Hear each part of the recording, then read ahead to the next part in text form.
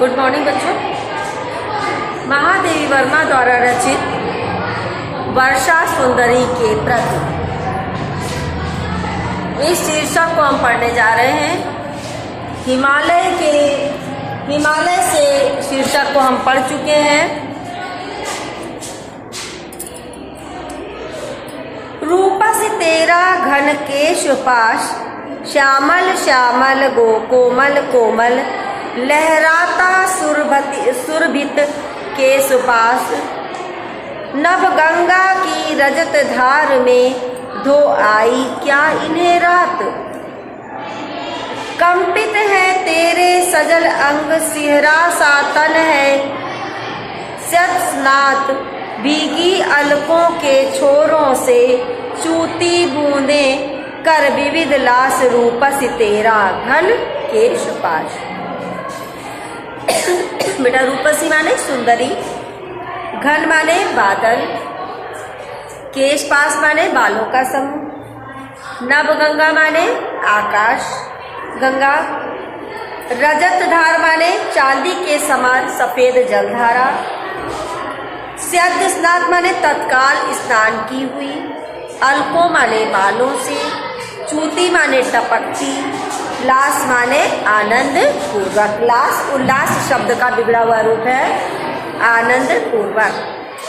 तो इसकी व्याख्या है कि महादेवी वर्मा वर्षा सुंदरी से पूछ रही हैं, संबोधित करते हुए वर्षा सुंदरी को कह रही हैं। सॉरी बेटा, पहले आप संदर्भ लिखोगे। प्रस्तुत काव्य पंक्तियां हमारी पाठ्य पुस्तक हिंदी में महादेवी वर्मा द्वारा रचित वर्षा सुंदरी के प्रति शीर्षक गीत से अवतरित है। तो यहाँ प्रसंग में लिखेंगे, यहाँ कवित्री ने सुंदरी के रूप में वर्षा का वर्णन किया है। व्याख्या है इसकी। कवित्री वर्षा सुंदरी को संबोधित करते हुए कहती है कि हे वर्षा सुंदरी, हे तेरा बादल रूपी काले बालों का समूह कितना सुंदर है।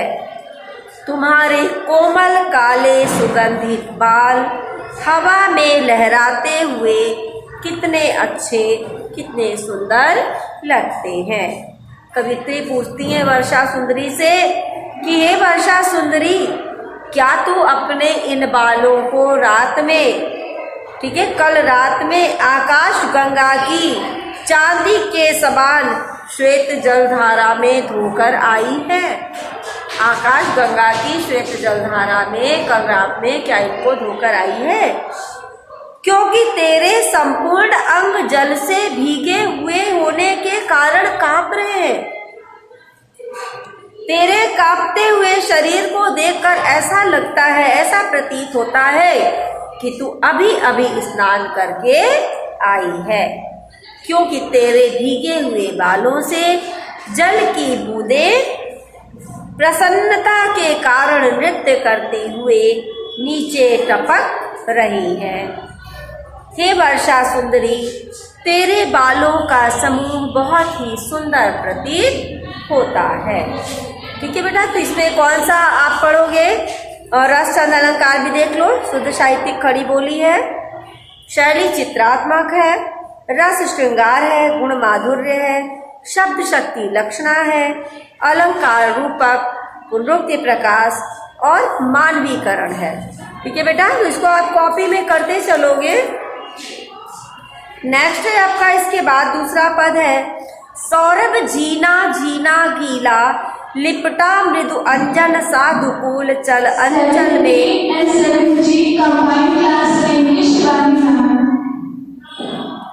सौरभ झीना झीना गीला, लिपटा मृदु अंजन साधुकूल, चल अंचल में झरझर झरते पथ में जुगनू के स्वर्ण फूल, दीपक से देता बार बार तेरा उज्ज्वल चितवन विलास, रूपस तेरा घन केश पास। सौरभ माने सुगंध, बीना माने सुगंध, सुरभित हुआ, भीगा हुआ सुगंध से, जीना माने पतला पारदर्शी, अंजन माने काजल, दुकुल माने रेशमी वस्त्र या दुपट्टा, चल माने हिलते हुए चलायमान, जुगनू के स्वर्ण फूल माने जुगनू रूपी सुनहरे पुष्प फूल, देता बार बार जला देता है, देता बार बार जला देता है, चितवन विलास दृष्टि की भंगिमा, मतलब जो टेढ़े मेढ़े तरीके से लोग देखते हैं, आंखों को टेढ़ा करके, उसको दृष्टि की भंगिमा कहते हैं। संदर्भ पहले जैसा ही होगा। प्रसंग है, प्रस्तुत काव्य पंक्तियों में वर्षा सुंदरी के श्रृंगार का अद्भुत वर्णन किया गया है। अब इसकी व्याख्या देखते हैं बेटा हम। व्याख्या में कवयित्री महादेवी वर्मा जी कहती हैं कि हे वर्षा रूपी नायिका, तुमने बादलों के रूप में एक सुगंधित पारदर्शक, कुछ गीला एवं हल्का काले रंग का झीना रेशमी वस्त्र पहन रखा है। ठीक है, तुमने बादलों के रूप में क्या ढक रखा है अपने सिर पर? काले रंग का पारदर्शी दुपट्टा या महीन वस्त्र धारण कर रखा है। आकाश में चमकने वाले जुगनू ऐसे लग रहे हैं कि जैसे तुम्हारे हिलते हुए आंचल से सुनहरे सोने के रंग के जैसे फूल झड़ रहे हैं, गिर रहे हैं। बादलों में चमकती हुई बिजली तुम्हारी उज्जवल तिरछी चितवन है, तुम्हारी दृष्टि है। जब तुम ऐसी सुंदर दृष्टि किसी पर डालती हो तो उसके मन में प्रेम का दीपक जगमगाने लगता है।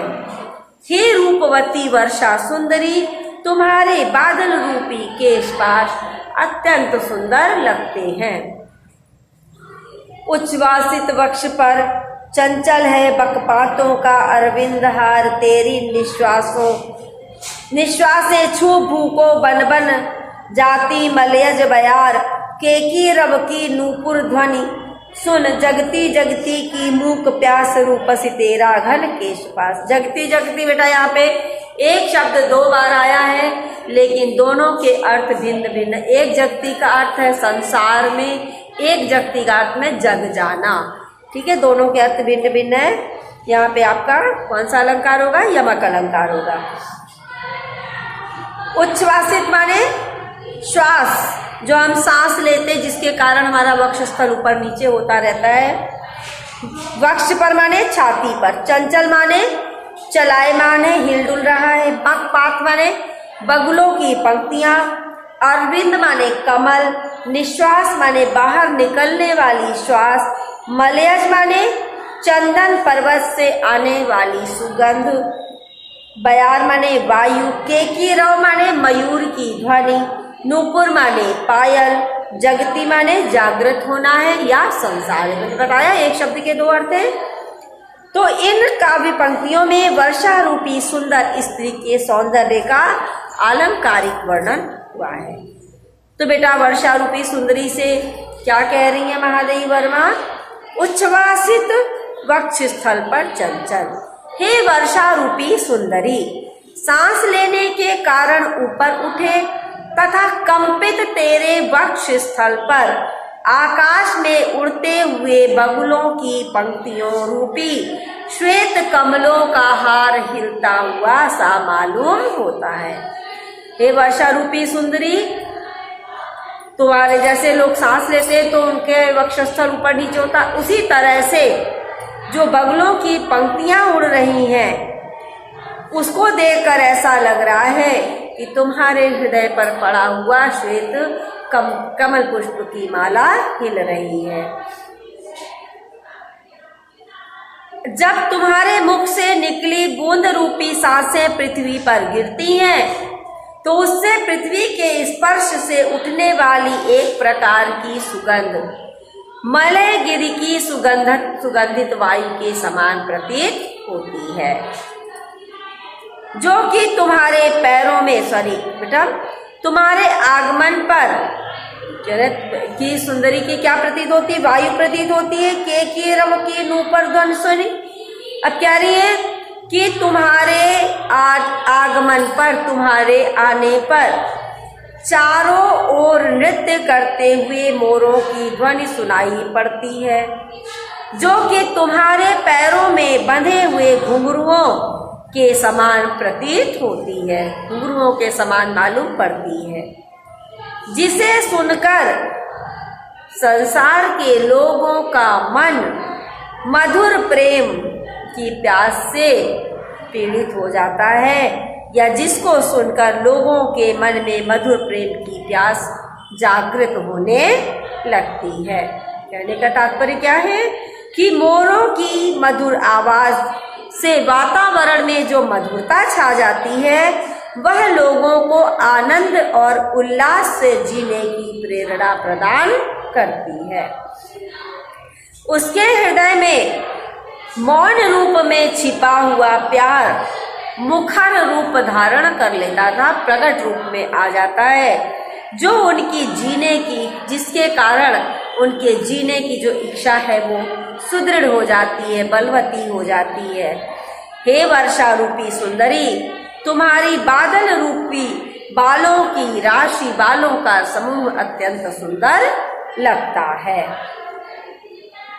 इन स्निग्ध लटों से छा दे तन पुलकित अंकों में भर विशाल झुक सस्मित शीतल चुंबन से अंकित कर इसका मृदुल भाल दुलरा देना, बहला देना, यह तेरा शिशु जग है उदास रूपस तेरा घन केशपास।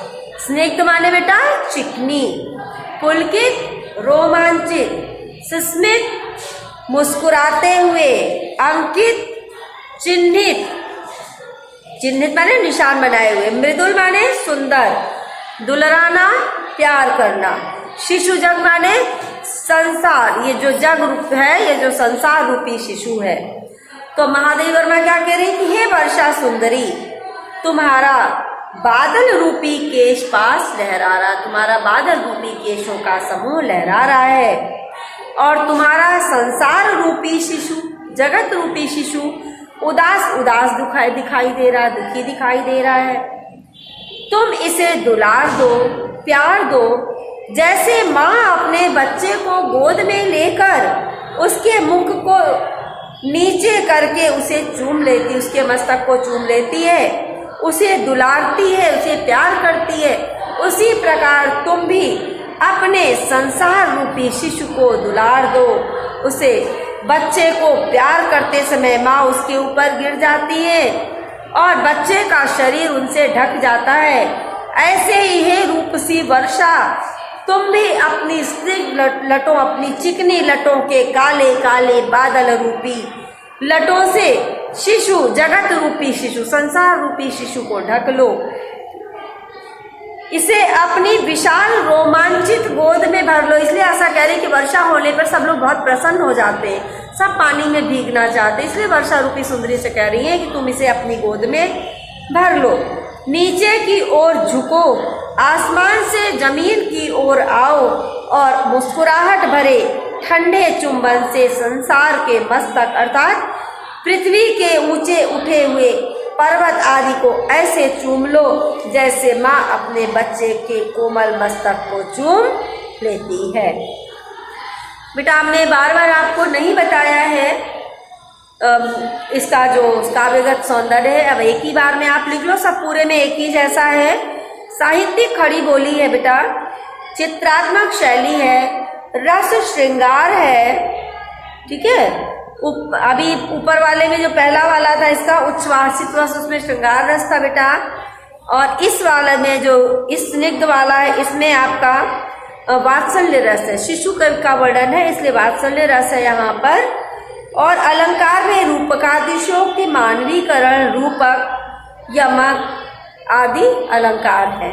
तो सभी बच्चे इसको कॉपी में जरूर करेंगे, अपना काम कंप्लीट करेंगे। थैंक यू बेटा।